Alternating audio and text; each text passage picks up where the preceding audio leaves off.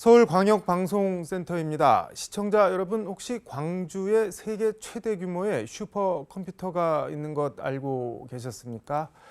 여의도 초대석, 오늘은 인공지능 AI와 광주, 나아가 대한민국의 미래 먹거리 얘기 집중적으로 해보겠습니다. 광주 서구갑 더불어민주당 조인철 의원 스튜디오에 나와 있습니다. 의원님 어서 오십시오. 안녕하십니까. 제가 국회 홈페이지, 의원님 소개 홈페이지 보니까는 준비된 민생 예산 전문가 조인철입니다. 이렇게 네. 적으셨던데, 이력을 보니까 고려대 경제학 석사, 영국 버밍엄 대학교 정책학 박사 하셨고, 행시 출신으로 기재부 예산실 총사업관리과장 하셨고, 광주광역시 문화경제부시장 지내셨는데, 저희가 이렇게 늦게 모셨을까요? 일단 네. 인사 말씀 한 말씀 듣고 하겠습니다. 시청자 여러분 안녕하십니까. 광주 서구갑 조인철입니다. 아마 민생예산 전문가라고 해놓은 거는 네. 이제 그것 때문에 한 것 같습니다. 제가 이제 공직을 97년부터 시작을 했는데 거의 대부분을 이제 그 기획재정부 재정 파트에 주 근무를 했었습니다. 네. 그러다 보니까 이제 그런 별칭이 생긴 거고, 실제로 이제 문화경제부시장 할 때 네. 국비가 광주 예산 중에 한 2조 정도, 2조 원대였는데 제가 있으면서 한 1조 정도 늘려서 한 3조가 넘게 만든 일도 있고 해서 아마 그런 별칭을 붙인 것 같습니다. 그거는 기재부 후배들 쪼아서 그렇게 하신 건가요? 어떻게 하신 건가요? 기재부 후배들 도움을 안 받았다고 하면 네. 거짓말이겠죠. 예. 야구 좋아하시나요? 의원님 페이스북 예. 보니까 한국 시리즈 관련한 얘기가 엄청 많던데. 네, 우리 기아 타이거즈 같은 경우는 해태 타이거즈 시절부터 보면 광주 시민들의 애환을 같이 온 네. 그런 팀이 아닌가 싶습니다. 그래서 그다음에 이제 작년에는 또 광주 CNB 광주 네. 방송이라고 하는 데서 계속 야구 해설을 하는데 그 우리 해태 타이거즈 네. 레전드 감독이신 우리 김상환 감독님 공동 해설도 하는 영광도 얻었었습니다. 그래서 그런 일도 있었고, 그래서 이제 야구에 대해서는 계속 관심이 많은데 실제로 자주 보지는 못하고 있습니다. 근데 사실 뭐 프로야구 구단 중에 네. 다이너스티, 왕조라고 불리는 구단은 사실 타이거즈 하나밖에는 없는 것 같습니다. 그만큼 뭐랄까 그냥 단순한 프로야구 구단 하나 뭐 이런 거는 아닌 것 같다는 느낌도 좀 들고, 그런데 말씀하신 대로 자타 공인 예산 전문가이신데 윤석열 대통령 국회 예산안 시정연설 불참, 이거 어떻게 보셨나요? 정말 불통이다라는 생각이 듭니다. 그러니까 현안도 많고 국민들한테 직접 어떤 이야기를 하고 해야 될 이런 중요한 시기에 빠졌다라고 하는 거는 도저히 있을 수 없는 얘기고, 또 시정연설 내용 자체만 보더라도 자화자찬으로 그냥 일관한 최악의 연설이었다라는 생각이 듭니다. 근데 뭐 한덕수 총리가 대독한 그 시정 연설 보면은 개혁을 19차례 강조하면서 뭐 절체절명의 과제다, 뭐 어떤 저항이 있어도 개혁 포기 안 한다, 이렇게 얘기를 하는데, 지금 저항이 있어서 개혁을 못 한다고 대통령이 생각을 하시는 것 같네요. 어떻게 보시나요? 그러니까 그런 것들이 그렇습니다. 그러니까 그런 저항이 있거나 하면 설득을 해야 되는 거거든요. 개혁 주체자로서는. 당신이 지금 4대 개혁은 목숨 걸고 반드시 해내겠다라는 이야기를 해오고 있기 때문에 실제로 근데 지금 하나도 추진되는 건 없습니다. 그거는 대국민을 설득하고 이해 당사자를 설득하는 작업들이 계속 이루어져야 되는데 하겠다라는 말만 앞에 구두선처럼 내놓고 있습니다. 그런 것들이 지금 진척이 되지 않는 가장 큰 원인일 거고, 그런 것들이 전반적으로 지지율을 떨어뜨리는, 결국 아무것도 못하는 식물 대통령으로 가는 길목에 있지 않나 생각됩니다. 국회 지금 과방위원이신데 그 의원님 제안으로 이진숙 방통위원장에 대한 감사원 감사 요구안이 의결됐다고 하는데, 이건 뭐 어떤 말씀인가요?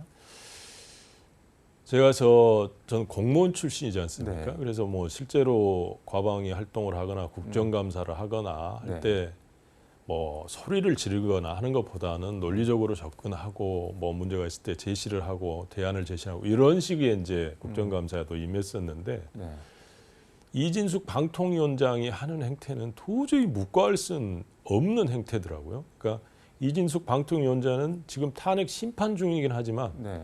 공무원 신분입니다. 실제로 월급도 한 거의 1,000만 원씩 받고 있는 매월. 아, 탄핵 중이어도 월급은 네, 그렇습니다. 기본급에 해당되는 것을 받고 있기 때문에 네. 공무원입니다. 그럼 공무원이면 정치적 중립을 네. 엄격히 지켜야 되는 건데 실제로 근데 유튜브에 나가가지고 네. 민주당이나 좌파나 뭐 이런 집단들은 우리가 상상할 수 없는 모든 일을 할 수 있는 집단이다라는 그런 취지의 발언도 하는가 하면 응급실 뺑뺑이는 가짜 뉴스다. 다 드러나 있는 사항을 그런 식으로 이제 매도해서 마치 자기가 극우 유튜버, 극우 뭐 여전사 네. 이거에 뭐 같이 이렇게 건배도 하고 그렇더라고요. 이건 있을 수 없는 공무원의 행태인 거죠. 그래서 이거는 좀 진지하게 네. 감사원 차원에서 공무원의 직무 감찰을 좀 해보면 좋겠다. 이런 취지에서 네. 감사원 감사 요구를 한 겁니다. 만약에 감사원이 감사를 하게 되면은 뭐 어떤 조치 같은 거를 취할 수가 있나요? 예, 조치를 충분히 취할 수 있고 네. 엄격하게 하면 그걸 저희한테 이제 3개월 내에 감사하게 되면 보고를 하게 돼 있습니다. 그때 또 보고 저희가 감사에 대응을 하고 이진숙 위원장에 대한 대응을 또 할 생각입니다. 개인적으로는 직접 보시니까 어떻던가요? 이진숙 방통위원장 뭐 청문회 같은 데서? 굉장히 그 자기 중심적이라고 해야 될까요? 그러니까 뭐 우리 존경하는 정동영 의원의 네. 어떻게 보면 개인적으로 보면 언론사 후배이기도 한데 네. 자기가 알던 이진숙과 지금의 이진숙은 완전 다르다라고 말씀하실 정도로 국민 눈높이에서는 도저히 맞지 않는 그런 분으로 저는 봤습니다. 우리가 흔히 괄목 상대라고 군자는 사흘만 안 보면 눈을 비비고 다시 봐야 할 정도로 많이 바뀔 수도 있다고 하는데 방향의 문제인 것 같다는 생각도 약간 듭니다. 네. 자기 폭의 문제가 아니라 자기 어떤 성취욕이 있는 것 같습니다. 먼 목표를 위해서 그거를 가기 위한 이 네. 방통위원장도 하나의 징검다리로 이용하는 게 아닐까라는 생각도 해봅니다. 방통위원장 말고 뭘 더 할 수가 있나요? 근데 뭐 이진숙 위원장. 선거직에 뭐 아, 나올 수도 있고 네. 여러 가지 길들은 있는 것 같습니다. 근데 의원님은 그 예산이나 뭐 정책 관련한 이력이나 경력 보면은 국회 기재위, 뭐 예산소위 이런 데가 딱일 것 같은데 과학기술정보방송통신위원회 어떻게 보면 처음 접하는 부분일 것 같다는 생각도 드는데 뭐 지원하신 이유가 있을 것 같은데 어떤 걸까요? 사실 뭐 그 상임위 배정하는 과정에서 네. 원내 지도부에서는 사실은 국토위 가라. 그러니까 국토위는 네. 모든 의원들의 선망 1순위. 노망 1순위. 예. 네. 근데 거기를 가라라고 했는데 그거를 뿌리치고 아니다 나는 과방위 가겠다라고 네. 이야기를 해서 실제로 우리 과방위 의원들한테도 제가 그런 이야기를 안 믿더라고요. 사실 그랬다라고 했는데 근데 이제 원내대표가 같이 식사하면서 사실 그랬다라고 하니까 이제 믿습니다. 그래서 이제 과방위를 간 이유는 딱 하나입니다. 광주는 지금 AI 중심 도시를 표방하고 있고 네. 그거를 정착시켜서 광주가 한 단계 업그레이드 될 절호의 찬스이기 때문에 그 AI를 집중적으로 광주에 육성해서 어떤 네. 지역 균형 발전도 이룰 수 있는 그런 기회를 만들겠다라는 차원에서 과방위를 선택한 겁니다. 제가 국회 의안 정보 시스템 보니까는 지난 6월에 22대 국회 1호 의원님 1호 법안으로 말씀하신 인공지능 산업 육성 및 신뢰 확보에 관한 법률안을 대표 발의하셨는데 이것도 그럼 이거 하려고 과방위로 가신 맞습니다. 건가요? 그러니까, 어떤 법안인가요? 그러니까 지금 인공지능을 빨리 인공지능 산업을 발전시켜야 된다라고 하는 거는 전 세계적으로 모든 트렌드입니다. 트렌드고 그거에 뒤처지면 네. 경제가 이제 뒤처지는 이런 상황이 왔기 때문에 네. 그걸 발전을 시켜야 됩니다. 근데 이제 거기에 대한 어떤 가이드라인도 없고 지원한 근거도 없는 그런 게 이런 없나요, 지금? 예, 지금 없습니다. 그래서 인공지능 산업을 어떻게 육성을 하고 네. 진흥을 할 건지에 대한 종합적인 것들이 없기 때문에 그 기본법을 만드는 겁니다. 어떻게 보면 AI 관련, AI 산업 관련한 기본법이라고 보시면 됩니다. 근데 광주 인구 순 유출이 전국 17개 광역지자체 가운데 제일 많나요, 지금? 예, 예. 그 왜 그런 건가요? 저는 이제 그 부분에 대해서 많은 생각을 해봤습니다. 사실 부시장 시절에도 네. 왜 빠져나갈까라고 하는 거는 딱 돈입니다. 먹고 살기 힘들다. 돈벌이가 없다. 너무 직설적으로 말씀하시죠. 직설적으로 말씀드리면 그래서 전부 이제 청년들 빠져나가는 인구의 한 70% 가까이가 청년들이거든요. 2030. 빠져나가 어디로 뭐 다 수도권으로 가는 건가요? 수도권으로 대부분이 대부분 이제 수도권인데 네. 그 청년들이 왜 수도권으로 오겠습니까? 물론 이제 청년들이라고 하는 게 네. 대도시를 선망하기도 하지만 네. 실제로 자기가 먹고 살고 미래를 비전을 만들고 할 수 있는 어떤 일자리들이 흔치 않다는 겁니다. 광주에는. 그럼 지금 발의하신 네. 그 AI 기본법과 광주에서 일자리 창출, 돈줄을 만들어내는 거 이게 어떻게 연결이 되는 건가요? 저희가 이제 부시장 시절에 했던 네. 게 AI 중심 도시 한다라고 하면서 그 북구 천단지구에 네. 거기에 인프라를 일단 구축을 거의 했습니다. 네. 그러니까 AI 데이터 센터가 지금 형성이 돼 있고요. 네. 거기에 AI 데이터 센터라고 하는 그냥 데이터 저장하는 것이 아니고 거기에는 GPU 기반, 그러니까 GPU 기반이라고 는 잘 모르실 텐데 요즘 그 AI는 대부분 그 그래픽을 인식하게 돼 있습니다. 사진. 아, 네. 사진을 주로 인식하지 숫자 계산하는 것보다는 그래서 그 그래픽 기반의 네. CPU라고 보시면 됩니다. 그거를 네. 기반으로 한 컴퓨팅 시스템이 거기에 구축이 되어 있습니다. 그거는 아마 북구예요. 예, 네. 저희가 보면 한 세계 한 20위권 안에는 들어가는 초대형 슈퍼컴이라고 보시면 되는데 그게 구축이 되어 있고 시뮬레이션 시스템도 들어가 있고요. 네. 그 시스템, 그 시스템을 이용하기 위해서 우리 광주에 지금 자리 잡은 네. 기업들이 한 300여 개 가까이 와 있습니다. 조그마한 그 기업들이. 컴퓨터 하나 보고 와 있는 예. 기업들이요? 네. 그러니까 그 컴퓨터 GPU 기반의 그 컴퓨터를 쓰기 위한 게 네. 조그마한 기업들은 상당한 부담입니다. 그게 뭐 한 번 쓰는데 막 5천만 원 뭐 막 이렇게 네. 넘나 봐요. 음. 그래서 광주에 오는 기업들은 네. 무료로 쓸 수 있게 해주겠다라는 이제 옵션을 저희가 제시했기 때문에. 근데 그 말씀하신 컴퓨터가 민간 거 아닌가요? 무료로 쓰게 할 수가 있는 건가요? 저희가 국비를 주어서 아. 그 NHN에서 구축을 했고 그 중에 저희가 국비를 일부 줬기 때문에 일부는 저희가 쓸 수 있게 이렇게 계약이 돼 있습니다. 소유나 운영은 그럼 어떻게? NHN에서 하고 있습니다. NHN. NHN. 아, 네이버. 네. 네네. 아, 네. NHN에서 하고 있고 거기에서 이제 그렇게 구축을 했는데 네. 더 나아가기 위해서는 음. 실증을 해봐야 되는 거거든.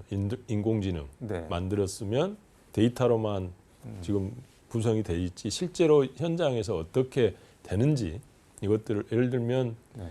어떤 건강 체크 시스템이다라고 하면 우리 그 화장실에 그런 이야기 많이 나오지 않습니까? 변기에 센서 넣어서 아침에 뭐 이를 보면 네. 다 체크해서 자기한테 돌려주는 이런 시스템 이런 것도 다 실증을 해봐야 되는 상황이거든요. 네. 그게 지금 2단계 사업으로 추진되고 있습니다. 그래서 2단계 사업이 제대로 되면 저희는 지금 9천억 수준의 지금 사업을 구상을 했고 그게 지금 예타 면제 대상으로는 확정이 됐지만 네. 사업을 구체화하는 과정에서 규모가 이제 최종 결정될 것 같습니다.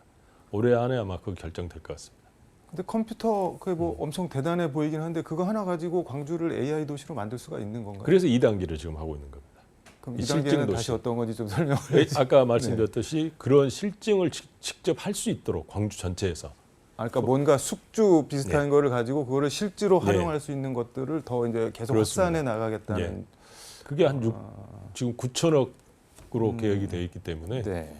최종으로는 지금 얼마나 규모가 잡힐지는 모르겠지만 예비 타당성 조사 면제는 이미 확정이 돼 있고 그거를 이제 규모만 지금 관계 부처들하고 협의하고 있습니다. 예타 면제도 기획재정부 후배들 또 이용하신 건가요? 예, 그럴 수도 지금 뭐 계속 다 이야기하고 있는 거죠. 근데 보니까는 카이스트나 뭐 울산 과학기술원은 여기는 이제 산업형 석사라고 해서 이제 현장이랑 이렇게 연계하는 게 있는데 지금 광주 과학기술원은 그게 없었는데 그 뭐 관련 법안을 발의를 해서 통과를 시키셨나요? 네네, 통과가 됐습니다. 지난달인가 통과가 돼서 네. 전문 석사 과정이라고 광주 과기원만 없더라고요. 왜 광주 과학기원만 없었나요? 그래서 광주 과학위원이 지금까지 놓쳐왔던 그러니까 지역의 어떤 봉사한다든지 이런 것들이 놓쳐왔던 부분일 수 있고요. 지역하고의 어떤 교감이 네. 덜 이루어졌지 않았나 싶기도 합니다.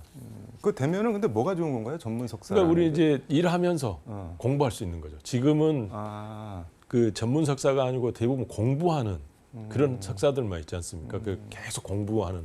근데 지금은 이제 전문 석사 과정에 오면 일하면서도 석사를 할 수 있는 그런 과정이 생기는 겁니다. 그 현장에서 필요한 지식이나 뭐 세계적인 트렌드 이런 거를 그때그때 흡수를 할 수 있다는 그렇습니다. 말씀인가요? 예. 그거를 왜 그전에는 안 했는지를 모르겠네요. 글쎄 말입니다.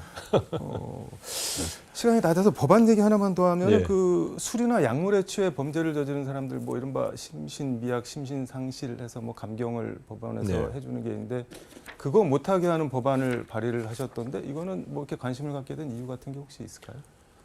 아, 혹시 조두순 사건 아십니까? 네. 그 초등학교 1학년한테 몹쓸짓 네. 해가지고 12년형을 받았는데 12년형을 저희가 보면 너무 적거든요. 근데 왜 그랬냐면 네. 자기가 술이 취해서 네. 그랬다라는 겁니다. 그래서 우리 지금 형법 원칙은 네. 책임 능력이 있냐 없냐 요걸 많이 따집니다. 네. 그래서 심신미약하기 때문에 난 책임 능력이 없다라고 해서 감경을 해주는 거거든요. 네. 근데 스스로 자기가 술을 먹어서 심신미약 상태 만들었는데 그것까지 다 봐줘야 되냐. 이거는 사회 정의에 맞지 않다. 네. 그래서 그런 부분에 대한 거는 엄격하게 해야 된다는 입장에서 이제 발의를 한 겁니다. 이거는 여야 뭐 크게 이견이 없을 것 같은데. 예, 이견은 없을 것 같습니다. 알겠습니다. 시간이 다 돼서 다음에 다시 모셔서 말씀 한번 다시 들어보도록 하겠습니다. 아이고. 오늘은 여기까지 듣도록 하겠습니다. 아이고, 고맙습니다. 고맙습니다. 지금까지 서울광역방송센터에서 조인철 더불어민주당 의원과 함께 전해드렸습니다.